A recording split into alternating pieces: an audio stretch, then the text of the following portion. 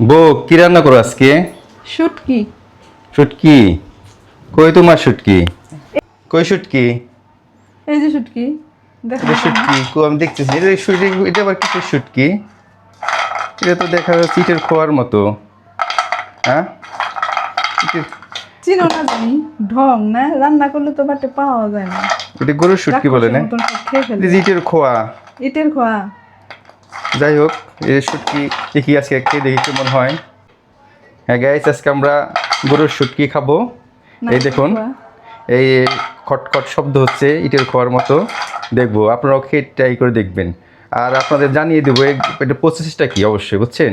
কিন্তু আমি এখনও জানি না কীভাবে প্রসেস করেছে। এই দেখেন, এটা হচ্ছে গরুর শুটকি, মনে হচ্ছে ইটের খোয়া। যাই হোক, এটা খেতে অনেক মজা। আমি আগে খেয়েছি, আপনারাও খেয়ে ট্রাই করে দেখবেন।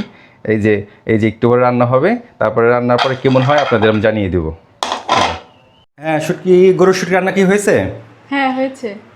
আচ্ছা, ফাইনালি আমাদের গরুর শুটকিটা রান্না হয়ে গেছে, আমাদের হাতে এসে গেছে।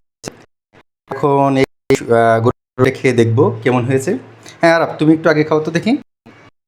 হ্যাঁ, আমি আগে আগে তুমি খাও তো দেখো কেমন হয়েছে। হ্যাঁ, অনেক মজা হয়েছে। ইয়াম্মি, হ্যাঁ, আমি অনেকটা আমি একটু গরুর শুটকি খেয়ে দেখি। বিসমিল্লাহ। দেখতে যখন ইয়াম্মি হুম, সেই টেস্ট, অনেক মজা। অসাধারণ।